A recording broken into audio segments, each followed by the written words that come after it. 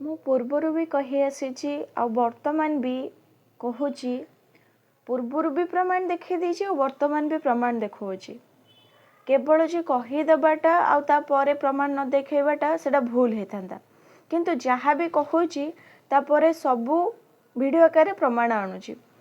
ତ ଯେମିତିକି ପୂର୍ବରୁ କହିଥିଲି କି ବହୁତ ସାରା ପୋଷ୍ଟ ରହିଛି ଆଉ ଆଗକୁ ଆସିବ ମଧ୍ୟ।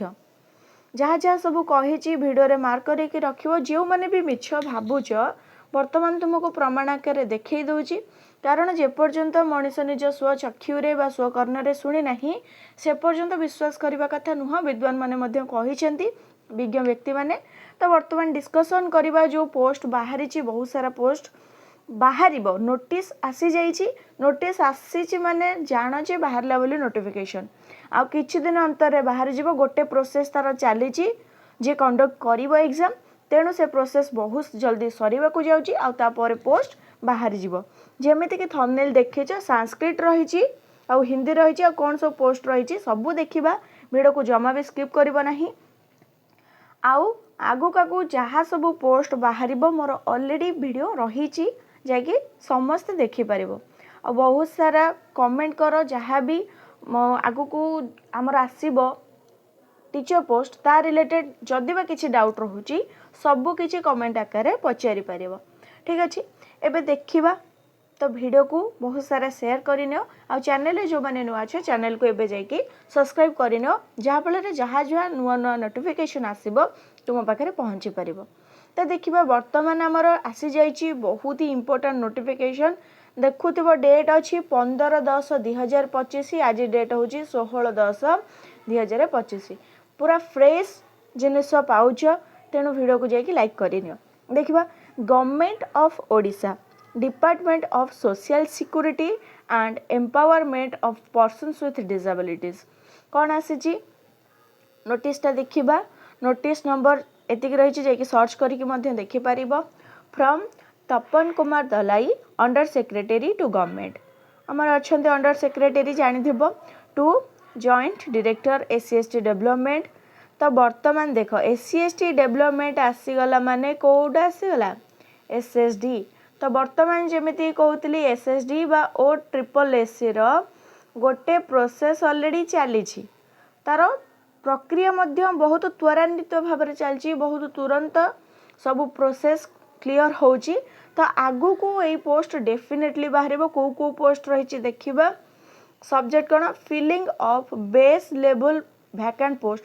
କେବଳ ଯେ ଯେଉଁ ପୋଷ୍ଟ ମୁଁ କହିଲି କି 564 ସମଥିଙ୍ଗ ପୋଷ୍ଟ ରହିଛି ସେତିକି ବୋଲି ନୁହଁ। ହାଇସ୍କୁଲ ଲେଭେଲରେ ଯେତକ ପୋଷ୍ଟ ଖାଲି ଅଛି ଲଗଭଗ 12,000 ଆହୁରି ପୋଷ୍ଟ ରହିଛି। ଠିକ୍ ଅଛି, ସବୁତକ plus PRT, TGT, PGT, OAV, KVS ସବୁ କିଛି ବାହାରିବ। ଜଷ୍ଟ ଅପେକ୍ଷା କର ଆଉ ଅପେକ୍ଷାର ଫଳ ଡେଫିନେଟଲି ମିଠା ହେବ ଦିନେ ନା ଦିନେ। ଦେଖିବା ତ କ'ଣ ହେଇଛି filling of base level vacant post. Base level ଯେଉଁଟା ରହିଛି trained graduate teacher TGT, BA BEd, BSc BEd ଯେଉଁମାନେ କରିଛନ୍ତି, PCM CBZ Sanskrit teacher and Hindi teacher. କାହାର PCM CBZ ସାଂସ୍କ୍ରିଟ୍ ଆଉ ହିନ୍ଦୀ ଟିଚର। କ'ଣ କ୍ୱାଲିଫିକେସନ୍ କ'ଣ ଥିବା ଦରକାର BA BEd ବା BSc BEd। ଯେଉଁମାନେ ସାଇନ୍ସ ପିଲାଙ୍କର କ'ଣ BSc BEd ଆଉ ଆର୍ଟ୍ସ ପିଲାଙ୍କର BA BEd ଏତିକି ଦରକାର କ୍ୱାଲିଫିକେସନ୍, ମାନେ ମିନିମମ୍ କ୍ୱାଲିଫିକେସନ୍ଟା ଆମର। ଦେନ୍ ସବଜେକ୍ଟଟା ଭଲସେ ଦେଖିଦେବା। ମ୍ୟାଡ଼ାମ୍ ସାର୍ ଯେଉଁ ଆପ୍ଲିକେସନ୍ଟା ଦିଆଯାଇଛି, in inviting or reference to your letter cited above, I am directed to request you to follow the following table। ଆମେ ବର୍ତ୍ତମାନ ଦେଖିବା ଟେବୁଲରେ କେତେ କ'ଣ ପୋଷ୍ଟ ରହିଛି।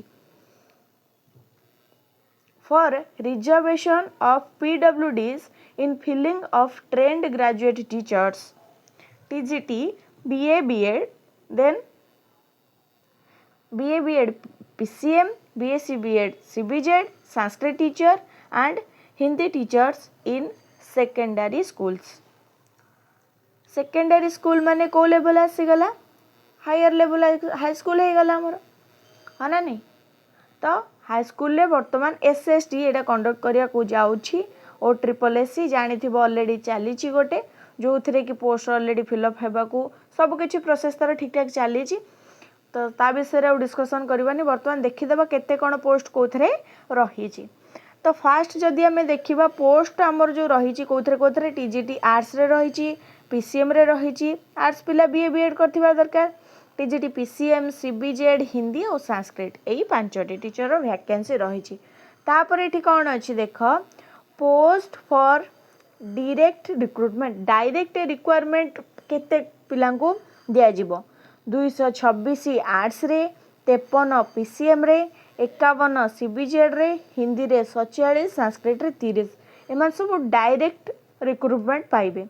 देन फ्रेश वैकेंसी केते अछि 37 arts PCM 14 CBZ 11 Hindi 39 then Sanskrit 27 बहुत ही बढ़िया वैकेंसी अछि पूर्व अपेक्षा देखले तो भल ही वैकेंसी अछि किछि नहीं गोटे जोड़े पोस्ट भी बाहरिबाटा बहुत मुश्किल आजिका डेट रे सबु वर्ष टिके टिके करूची बाहरुची प्लस आ गोटे खुशी खबर सबु टीचर बर्तमान परमानेंट जॉब करि गले सेटा तो बहुत खुशी खबर आउ सबु वर्ष रेगुलर करिकी कहूची टीचर पोस्ट बाहरिबो सबु वर्ष सेटा रही जाइछि already rule. Then backlog vacancy रही देखिन 6 3 4 8 3 एमती करिकी टोटाल आम जो देखा 564 रो वैकेंसी आसुची ठीक अच्छे तो एथिपाई मध्य प्रिपरेशन जोरसोर रे कर आ जहाँ भी कौटी जदि डाउट रही जाउची पचार एथिपाई तो डेफिनेटली प्रिलिम हो पारे मेन हो पारे जहाँ भी आगु को यार डायरेक्ट वैकेंसी अच्छी प्लस फ्रेश वैकेंसी मध्य रही जहाँ भी प्रोसेस तो बर्तमान किसी मेंशन करेनी खाली नोटिफिकेशन नोटिस आसी नोटिस आ नोटिफिकेशन भितर एतिकी फरक नोटिस रे कहीं अप्लाई करने योग्य नुह नोटिस टा केवल हायर लेवल पे नोटिफिकेशन टा सब स्टूडेंट्स मानक पे ठीक अच्छे तो नोटिफिकेशन खूब शीघ्र रिलीज हम चैनल रे बनिकी रुह सब्सक्राइब करनी बहुत ही इंपोर्टेंट वीडियो सब आसवाक जाऊँगी डेली बेसिस रे वीडियो आसूची किसी भी एमती फालतू जिनिस आसुना तेणु करिकी बारंबार कहूँ कि चैनल को सब्सक्राइब गोटे करनियो।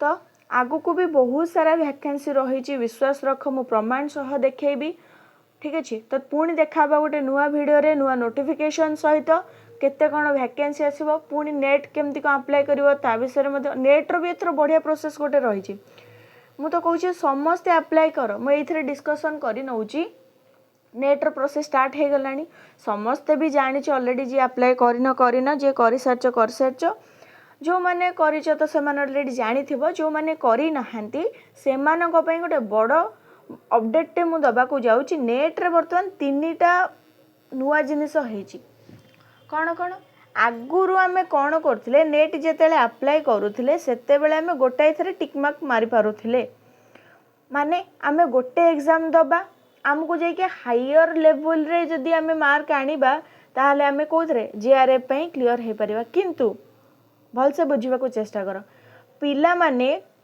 सपोज नेट पास करिसंती किंतु असिस्टेंट प्रोफेसर पई क्वालिफाई मार्क रखि नांती बा जेआरएफ पई रखि नांती सेही पिला माने पुणी आउ थरे पकेले सेम 3टा जिनस रे तेणु कटअपटा बहुत हाई जाउथिला वर्तमान कौन हेची जे नेट क्वालिफाई करि जाइसंती सी आउ सेडारे टिक मारिबे नाही भूल मारिबे बा किछि न मारिले भी चलिबो केवल जो माने जेआरएफ पई अप्लाई करछंती से माने जेआरएफ केवल जो माने असिस्टेंट प्रोफेसर पई अप्लाई करछंती से माने असिस्टेंट प्रोफेसर आ फ्रेशर्स माने 3टा जाक क्लिक करिवे बढ़िया जिनसटे आसीची एथर नेट अपडेट रे कि आमे आगुरु एग्जाम दउथले कट ऑफ जाउथला जेआरएफ पई जनरल कास्ट जदि मु कहिबी 220 एभव मु जदि भूल नुहे 228 एथर जाइथला ना कोन तो सही हिसाब रे जदि आमे देखिबा गोटे पिलाटार कट ऑफ एते जाउ नथला पिला एते रखि पारु नथिले कोन पई कारण जो पिला माने बहुत वर्ष होला एग्जाम दे दे आसिलेनी